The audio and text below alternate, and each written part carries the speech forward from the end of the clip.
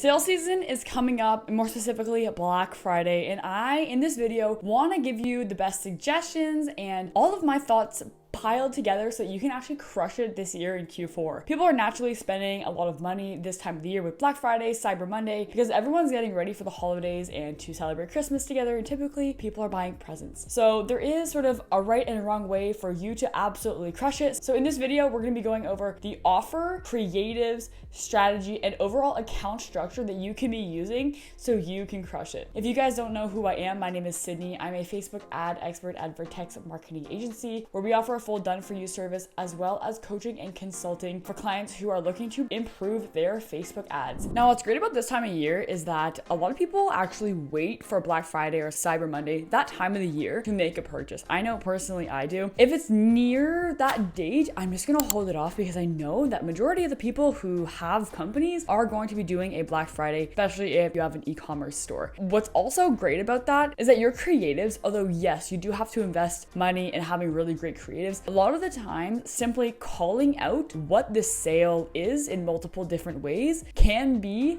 sufficient enough. Now, I'm going to be going over a few different creative ideas that you guys can be using, and a lot of them are actually pretty simple. Now, a lot of these creative strategies, yes, they are focused on getting brand awareness and explaining what the product is, but the build up for this sale and the brand awareness should be done before the sale. You shouldn't be trying to reach new customers and acquire like a ton new customers on actual Black Friday sale. Your marketing strategy should be year round to build up all of your assets like your email list, your following, and just loyal customers in general, so that Black Friday can actually be very, very successful. While yes, you can, acquire new customers, of course, it's always easier to get a sale from someone when they actually know, like, and trust you versus the first sale. So a few different ideas that you guys could use is simply having your product or your product bundle or whatever sale that it is that you have your product there, and then have a price slash of what the prices were before, and then introduce what the new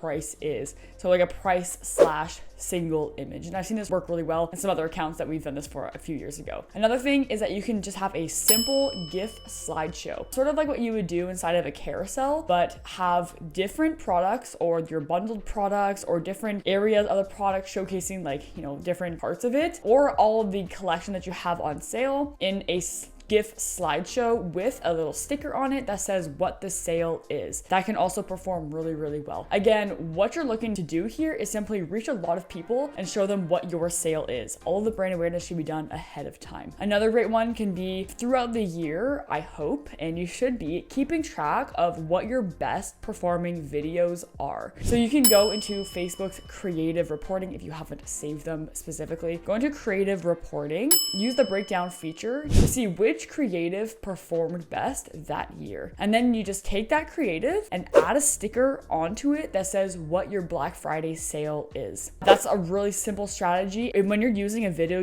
already performs well, you're gonna get really great results pretty much no matter what. So those are really just a few ideas. Again, for Black Friday, you can keep it pretty simple and simply just lay out what your actual sale is, and that should work pretty well. Now for the copy, of course, this is what goes into the actual primary text and headline.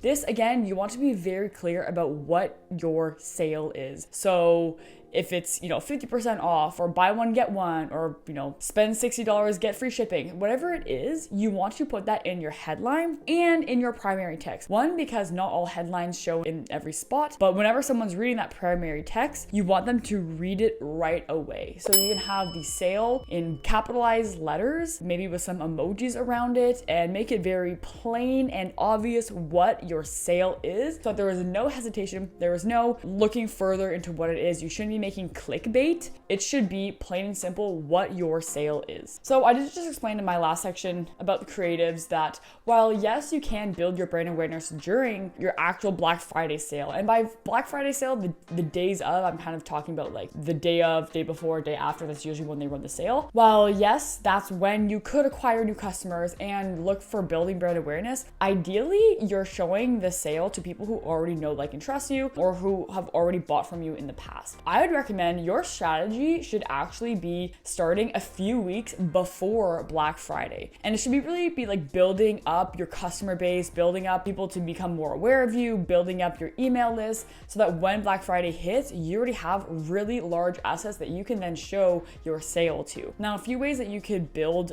up your assets would be actually to switch from a conversions purchase campaign and use instead a lead campaign where they're coming to your website and submitting their email. And in this landing page, you should include either what the sale is going to be. You could also entice them saying like, we're gonna have a major sale on Black Friday, be one of the first to know. That's the wording that could be on your landing page. You could also get them really hyped up and tell them like, these 3 products are gonna be on sale, or maybe you have a landing page of all the products that are gonna be on sale with no price associated to it. I've seen this work as well. And on that landing page that they land on, the messaging, the call to action should be sign up so that when we do have the sale, you are the first to know about it. People love being on a VIP list, and if they like your brand, or if that's something that they're looking for to maybe buy someone else or to actually like buy it for themselves or as a gift, they will definitely want to be on that email list. Now, not only will you have them for Black Friday, but if they also like you, once they buy from you, if they like the sale, you will also have them for all of the other sales that you run. So they can become a very loyal customer if you can build up that email list. While yes, we do mostly talk about Facebook ads, email is going to be super important during this process. If they do end up signing up for your exclusive access to your sale, make sure that you keep them engaged. You should have some drip email marketing campaigns that are leading up to the Black Friday, just reminding them that it's happening. Maybe show them some extra reviews about people who have also loved that product. If you had any reviews from like last year saying like how great the sale was, if you're making it even better, you can include those as well. But you should be warming them up at least like 2 to 3 weeks before that actual Black Friday sale. Now, once Black Friday is actually hit, of course, you're gonna change from your lead-based campaign into an actual conversions campaign. And while I say like, yes, have a lead campaign, you could continue to have a purchase campaign that's running, but typically people are going to be waiting for Black Friday when it comes up to that. So you could have it running. Don't be too concerned if your cost per result actually increases a little bit because there's just less people purchasing overall. But maybe you could even save that budget for actual Black Friday, because overall Black Friday, your CPA is probably going to increase because everyone does a Black Friday sale. But for you to be on top of that requires a strategy ahead of time. So yeah, once the actual Black Friday sale hits, now you have this customer list that you've been building out for the past couple weeks, and ideally for a long time even before that. So you're going to incorporate email with your Facebook ads strategy. You should actually send 2 to 3 emails even per day during your Black Friday sale. One, because there's a ton of people who are going to be sending emails about Black Friday. People get so many emails, not even just about a sale, just email marketing in general. And so if they don't see one of your emails, don't feel like you're being spammy. If they chose to be a part of your email list in the first place, they definitely want to see that sale. So by sending 2 or 3 emails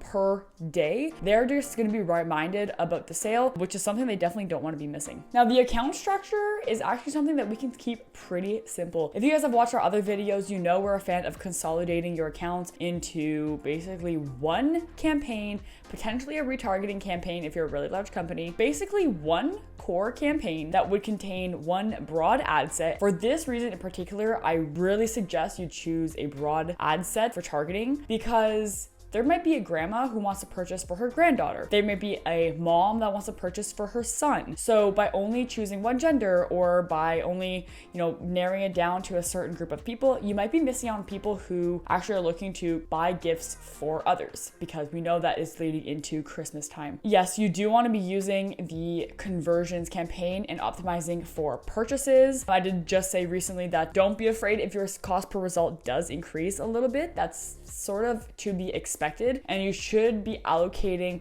a slightly larger budget than what you're typically used to for your Black Friday sale. That's why it's so important to be building up your email list and your other assets ahead of Black Friday, so that you aren't just acquiring new customers. You're showing people who have either already bought from you or who have exclusively said, yes, I want to be a part of your email list, so they can see the offer. Now, something that I would maybe even recommend switching on would be dynamic creative. And this is mainly because this would let Facebook choose the best combination of your creatives and your copy to see which performs best for each individual person. Because this Black Friday sale is only going to be running for maybe a couple of days, it would be a lot of work to go in there and choose which one you want to turn on or turn off. And we also know that delayed reporting is definitely a thing. So if you follow any of the creative ideas that I gave you about the price slash or the gift slideshow, or taking one of your best performing videos and putting a little sticker with your sale in it, you can test those all against each other, and Facebook will find the best image or video, the best headline and primary text for that specific individual person. So I would actually really recommend turning on dynamic creative and using that as your method to like actually deliver the ads.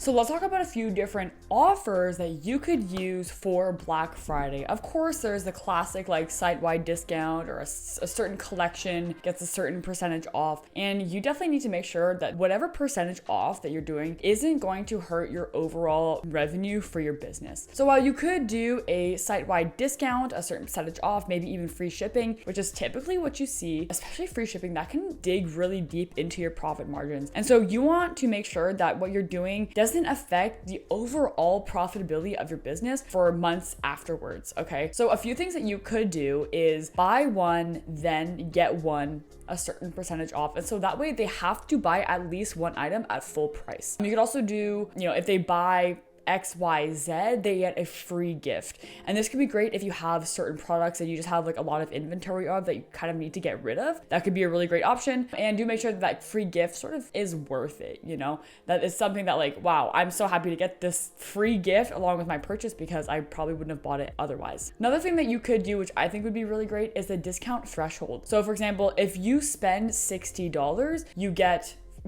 20% off.